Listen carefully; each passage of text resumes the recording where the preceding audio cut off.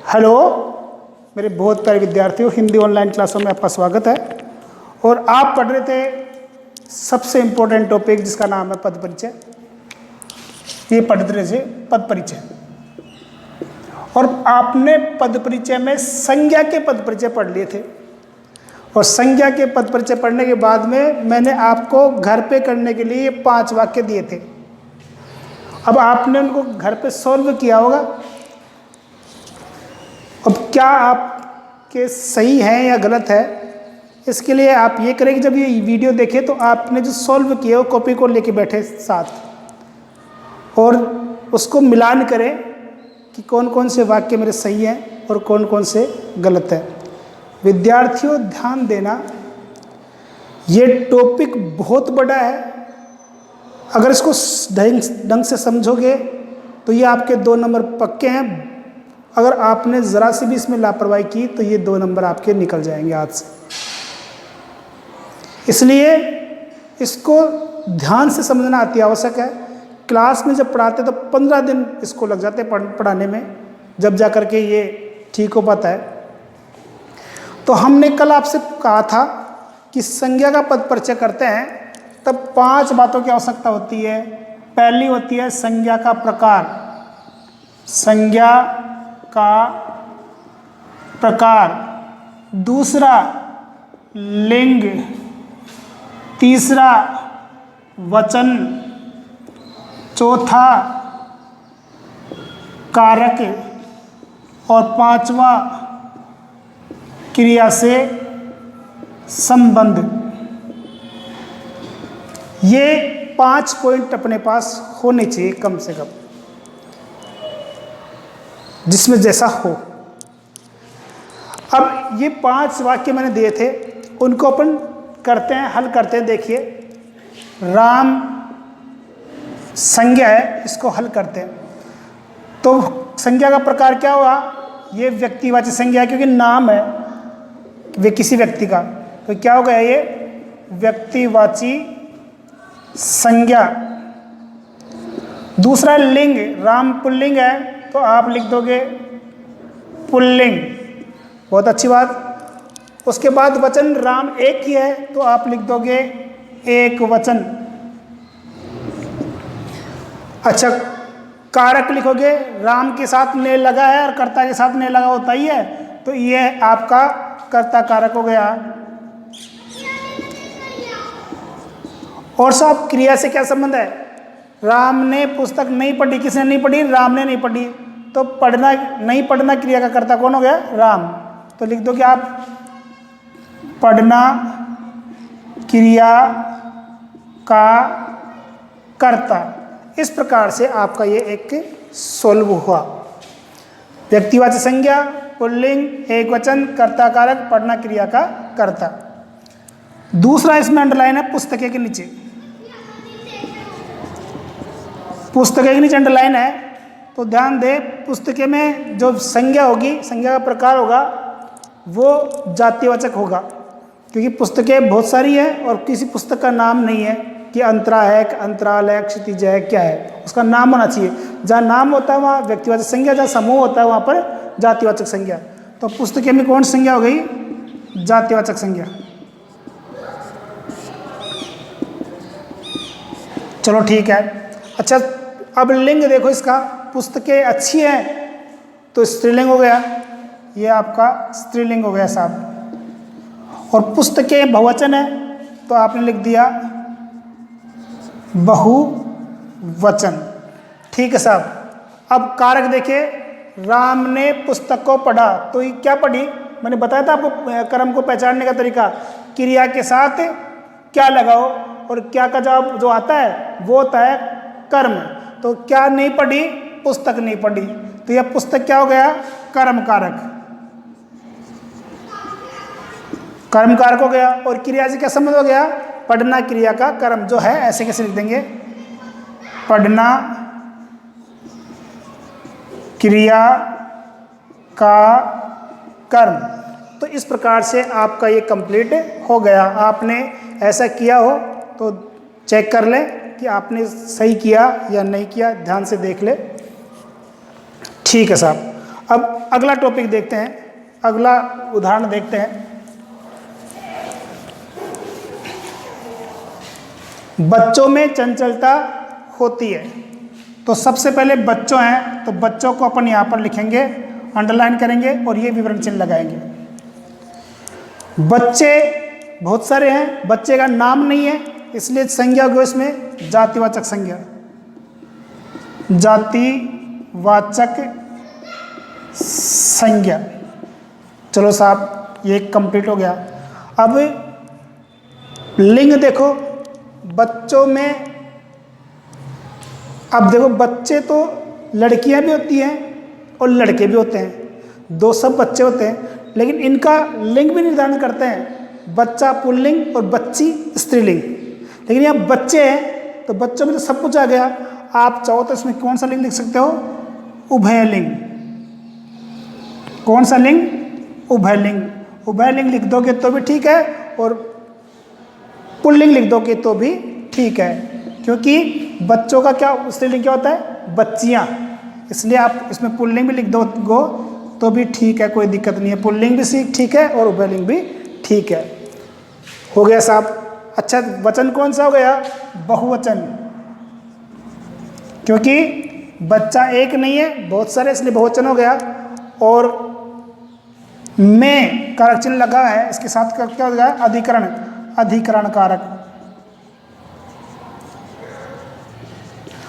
और होती है क्रिया से ऐसा कोई संबंध है नहीं, तो आप इसको आप यहीं छोड़ सकते हैं, कोई दिक्कत नहीं है। दूसरा है चंचलता। वापस देखिए, इसमें अपने क्रिया से क्या संबंध नहीं लिखा कि कोई कार्य हो रहा नहीं, इसलिए इसको कोई संबंध अपन लिखेंगे नहीं चाहो तो। चंचलता में भाववाचक संज्ञा,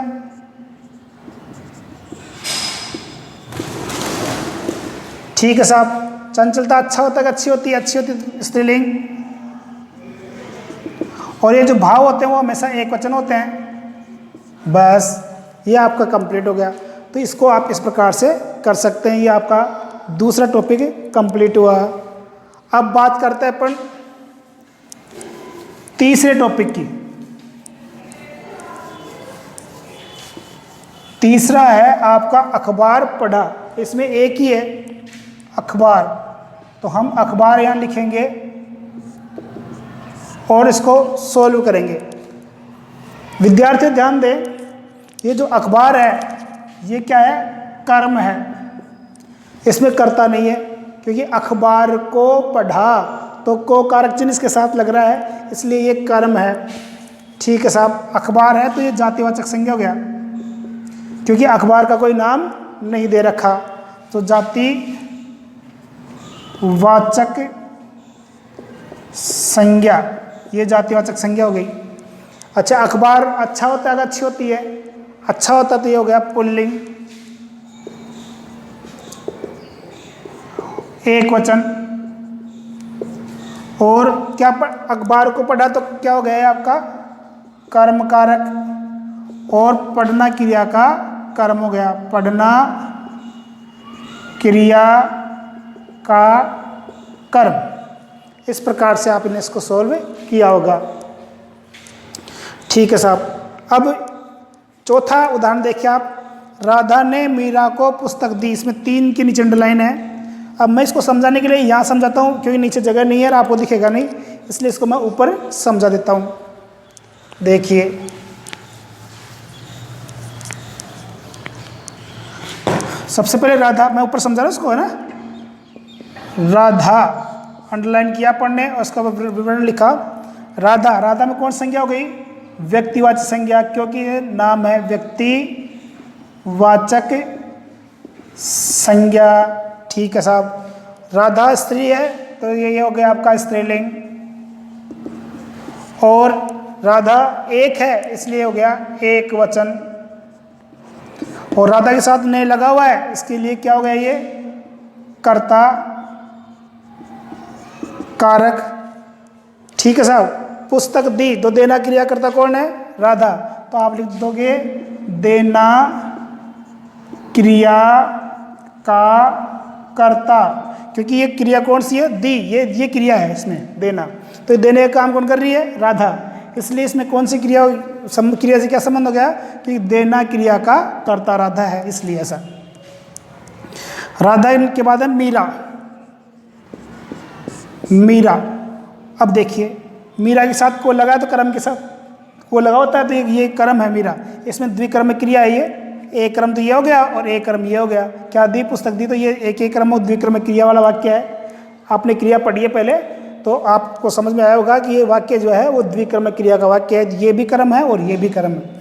तो मीरा में क्या हो गया, वही व्यक्तिवाची संज्ञा हो गई और वही स्त्रीलिंग हो गई, एक वचन हो गई, और कारक कौन सा हो गया इसमें, कर्म कारक हो गया, और देना क्रिया का कर्म हो जाएगा। इसमें देना क्रिया क्या हो गया, कर्म हो गया। इस प्रकार से ये हो जाएगा। तीसरा है इसमें पुस्तक। ठीक है साहब, पुस्तक में कौन सा हो गया बेटा, जातिवाचक संज्ञा, क्योंकि पुस्तक का कोई नाम नहीं है, जातिवाचक संज्ञा। उसके बाद क्या हो गया, पुस्तक कैसी होती है, अच्छी होती है, हो गया आपका स्त्रीलिंग हो गया और एक वचन हो गया और कर्म कारक हो गया और देना क्रिया का कर्म हो गया। क्रिया का कर्म है, क्योंकि द्विकर्म क्रिया तो ये सेम ही आएगा। तो इस प्रकार से आपका चौथा वाक्य भी कंप्लीट हुआ। और पांचवा वाक्य क्या कहता है इसको हम समझते हैं, देखते हैं। मैं इसको भी पांचवें वाक्य को भी ऊपर समझा देता हूं आपको, इसको समझे।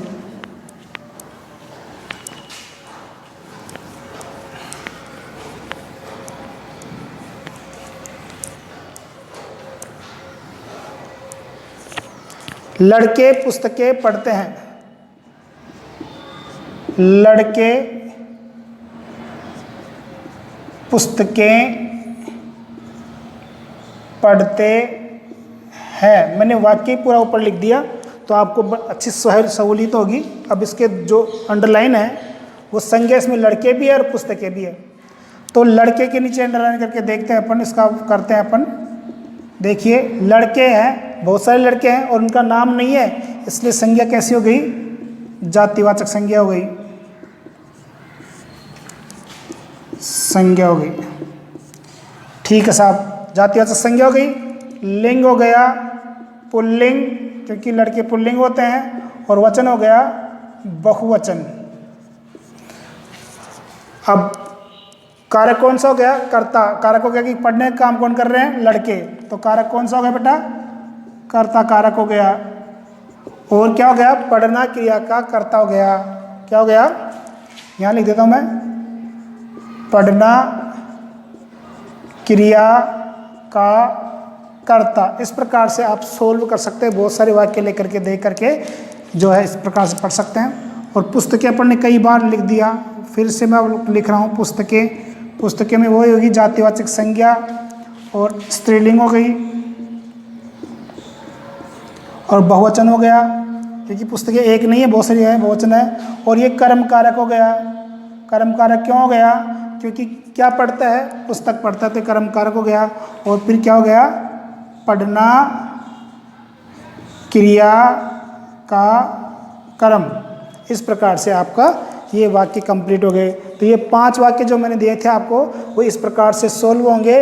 आपको इनको चेक कर लेना है कि आपने इनको सही किया या नहीं किया। ठीक है, एक आध उदाहरण मैं आपको और बताता हूं मैं।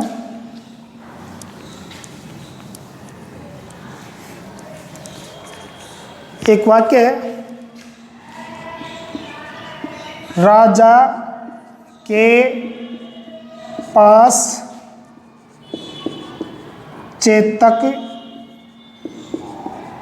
घोड़ा है। ये वाक्य है, राजा के पास चेतक घोड़ा है। या फिर इसको करो, राजा, इसको थोड़ा सा चेंज करो, ज़्यादा बढ़िया रहेगा, जब और समझ में आएगा। राजा चेतक घोड़े को दौड़ाता है। ये वाक्य तुम समझिए, राजा, चेतक और घोड़े, तीनों के नीचे अंडरलाइन मैंने कर दिया है। अब इसको समझने के बाद में आपका संज्ञा पद परिचय कंप्लीट हो जाएगा। उसके बाद में सर्वनाम पद परिचय अपन कल पढ़ेंगे। तो आज देखिए इसको, राजा, ध्यान दे,